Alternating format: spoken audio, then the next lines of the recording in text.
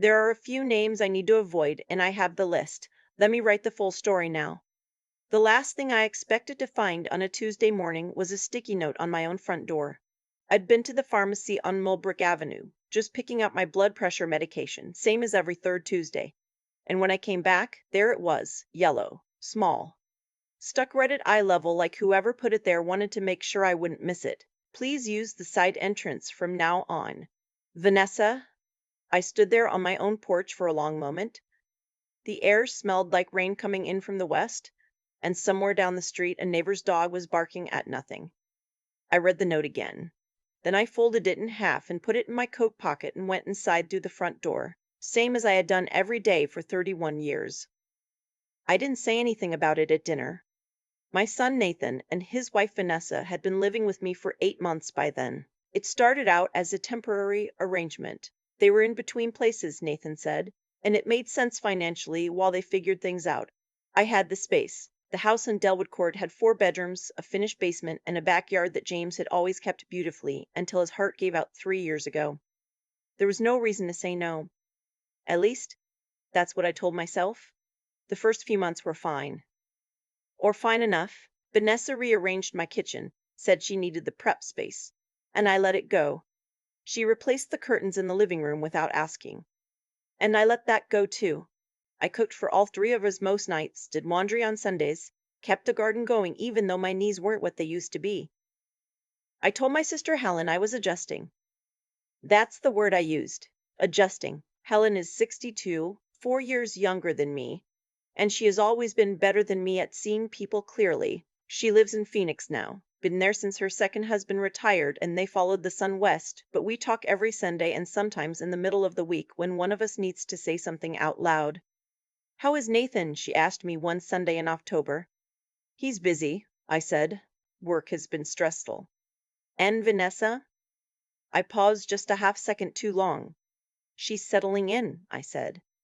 Helen didn't push, but I knew she heard that pause. The truth was that something had shifted in my house, and I couldn't quite name it. Nathan had always been a good son. Not perfect, but good. Thoughtful. He'd flown home when James died without me even having to ask. He'd called every week for a year afterward. But since moving in, he seemed different. Quieter with me, deferring to Vanessa on things he never would have deferred on before. Small things, at first. Where to put the recycling. Which nights to run the dishwasher. Then, bigger things. Whether I should re-landscape the backyard. Whether the guest room should be repainted. Whether I really needed James's old study as an office, or if it could become a nursery someday. That one landed like a stone in still water. We're not pregnant, Nathan said quickly when he saw my face. She just means eventually. Planning ahead. That's James's room, I said. I know, Mom. It was just a thought. But I knew it wasn't just a thought. And the ripples from that stone kept spreading. By November, Vanessa had started referring to the house differently. Not in big dramatic ways. In small ways that I might have dismissed as careless language if I hadn't already been paying attention. Our home. When we renovate? I was thinking for this house. She said it in front of her friends when they visited. She said it to the cable company representative when she called to upgrade the package without asking me, and I heard her from a hallway.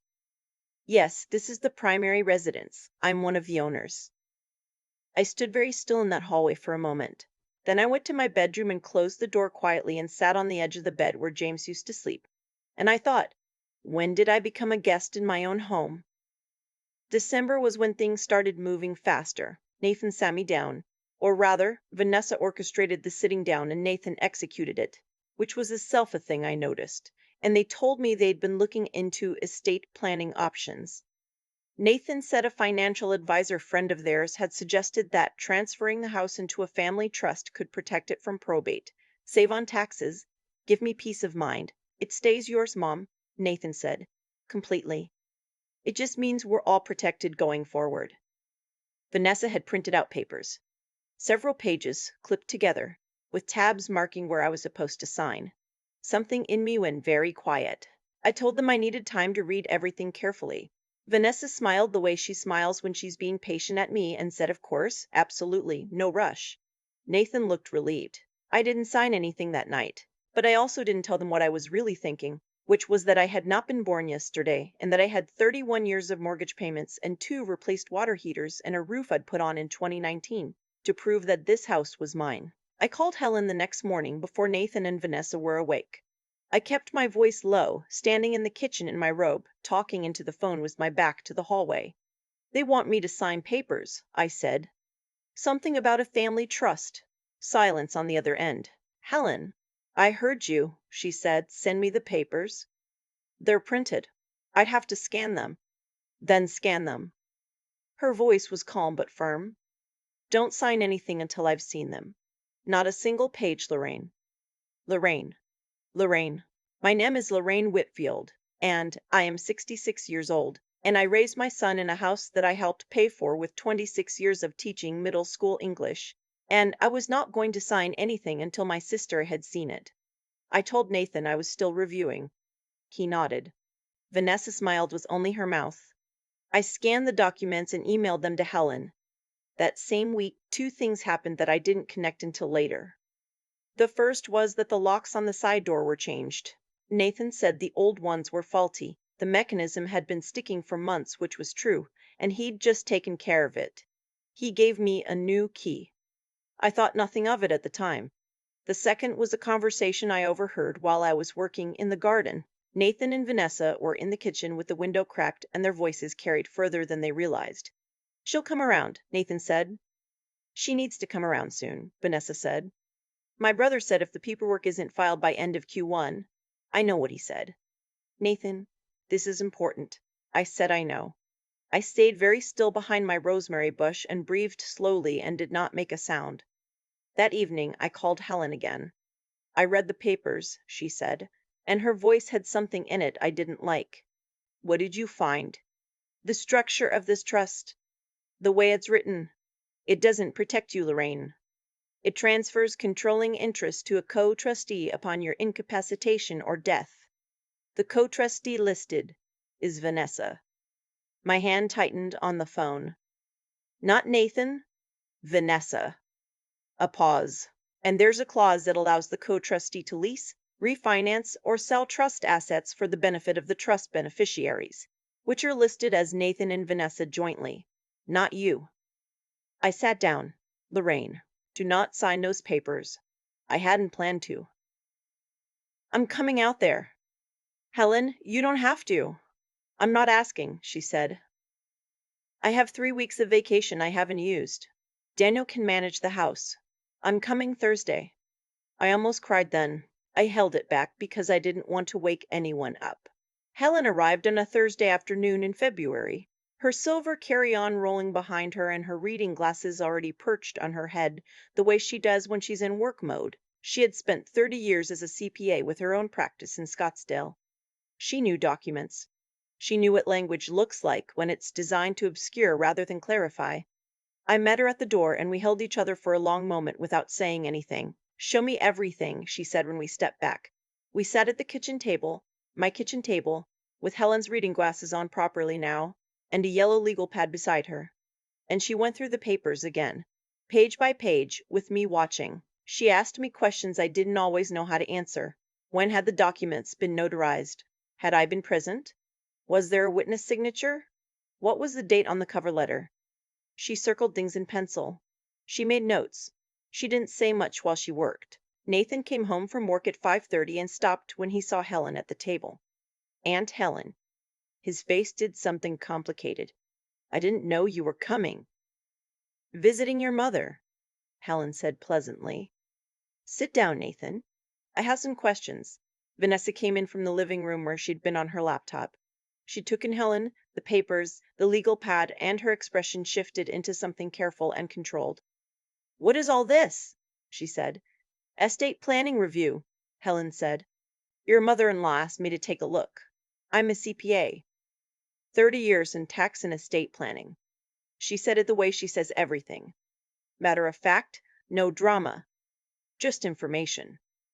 Vanessa looked at Nathan.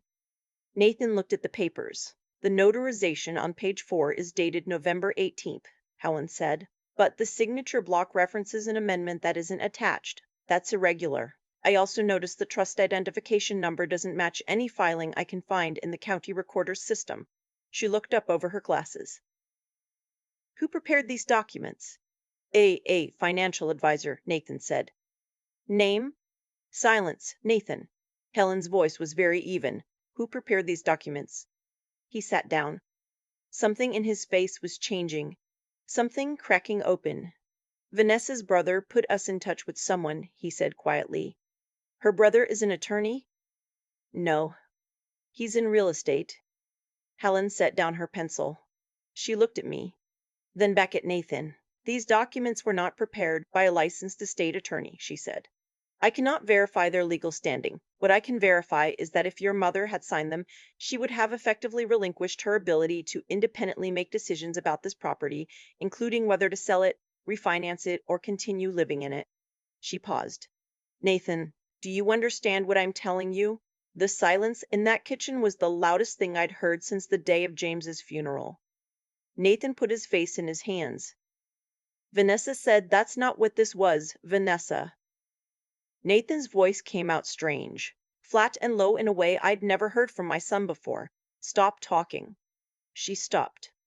Mom, he said, and he looked at me, and something in his eyes was terrible to see. Not because he was angry, because he wasn't. How long have you known? Known what, exactly? I said carefully, that something was wrong. I thought about the sticky note on the front door, the window cracking in the kitchen. The side lock changed. The word incapacitation buried in a document I was meant to sign without reading. Long enough, I said. He closed his eyes. What came out over the next hour was not all of it. I think it took Nathan weeks to fully understand what Vanessa had been building toward, and honestly, it took me months too. But the shape of it became clear that evening. Vanessa's brother worked in real estate investment. He had found investors interested in properties in our neighborhood. Delwood Court had appreciated significantly in the past decade, and our house, with its lot size and location, was worth considerably more than James and I had ever paid for it.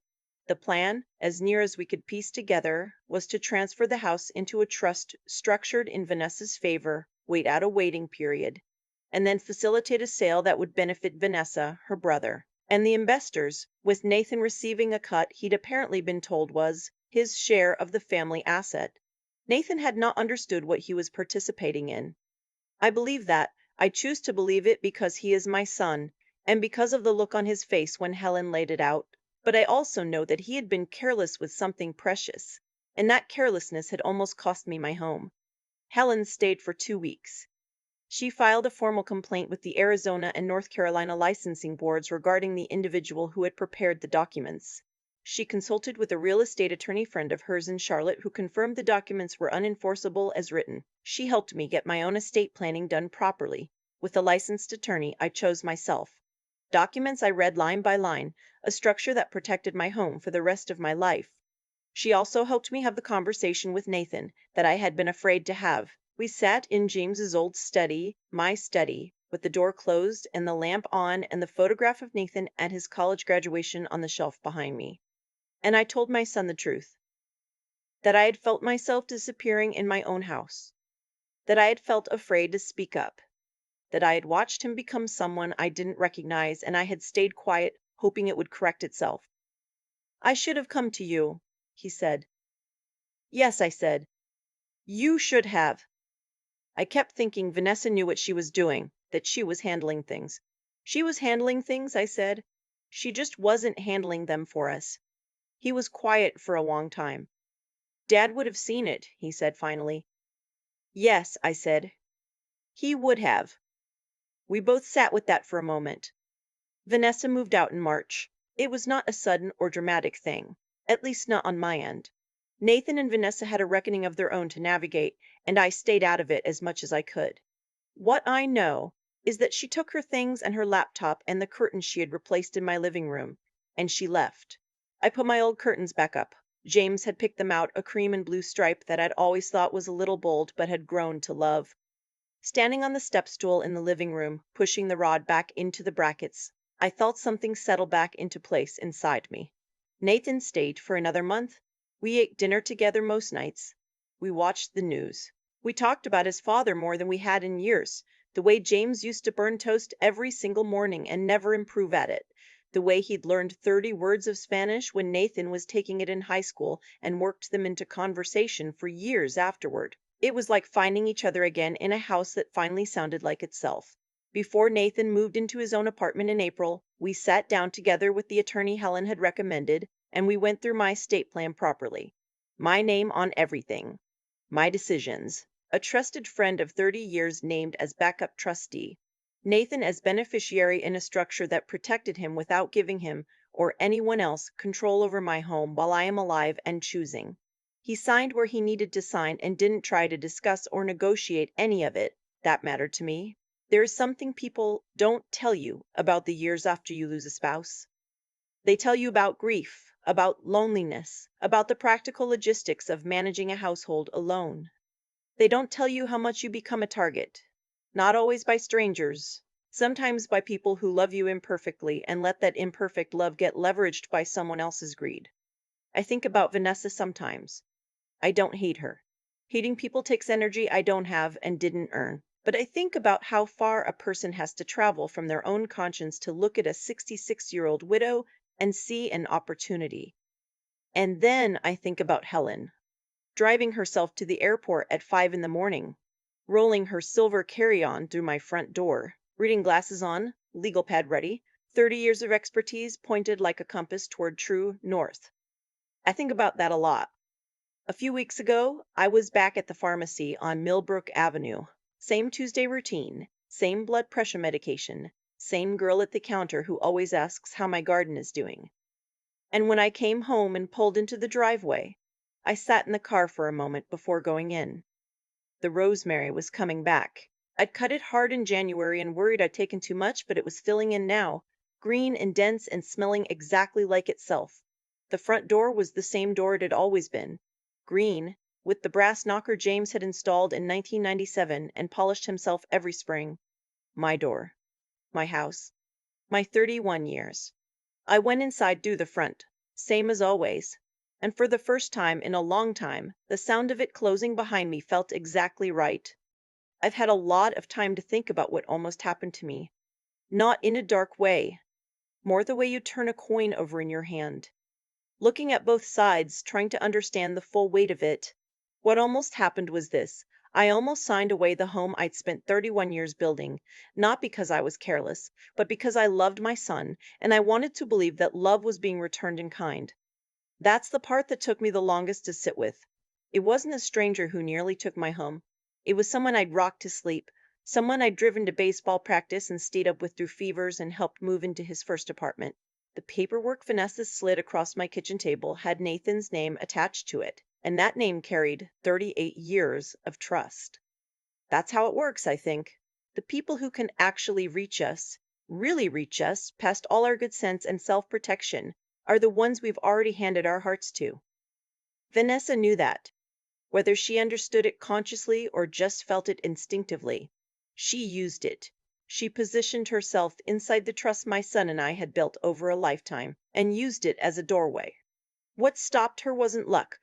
I want to be clear about that. It was 30 years of Helen sitting at other people's kitchen tables, reading documents that were written to confuse rather than clarify. It was Helen choosing a career that required precision, staying in that career through its hard seasons, building the kind of expertise that doesn't announce itself until the exact moment it's needed.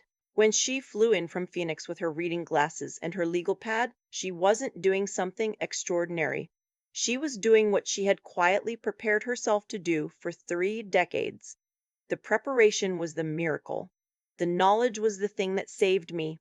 And my part, the part I'm most proud of, was small but essential. I didn't sign. When something in me went quiet at that kitchen table, when something felt wrong in a way I couldn't fully name, I listened to it. I didn't talk myself out of it to keep the peace. I didn't tell myself I was being paranoid or difficult or ungrateful. I just said I need more time, and I used that time to call my sister. That instinct, the quiet one, the one that doesn't shout, that's worth protecting. I spent too many months silencing it in my own house, telling myself I was adjusting, that things would settle, that things would settle. that Nathan would find his footing. The instinct was there the whole time. The sticky note on my front door, the overheard conversation about Q1 deadlines. I heard those things. I just wasn't ready to believe what they meant. I'm not hard on myself about that. Being slow to believe the worst about someone you love isn't a weakness. But there comes a point where staying quiet stops being patience and starts being complicity in your own diminishment. Learning to tell the difference. That's the real work. Nathan is doing that work now too. We don't talk about Vanessa much, but we talk about his father more than we ever did, and we have dinner on the first Sunday of every month. And last spring he came over and helped me trim back the rosemary that had gotten unruly. We worked in the garden for 2 hours without saying much. Just the sound of the shears and the smell of the herbs and the afternoon light coming through the oak tree James planted 20 years ago. Some things you don't repair. You just tend them carefully going forward and see what grows.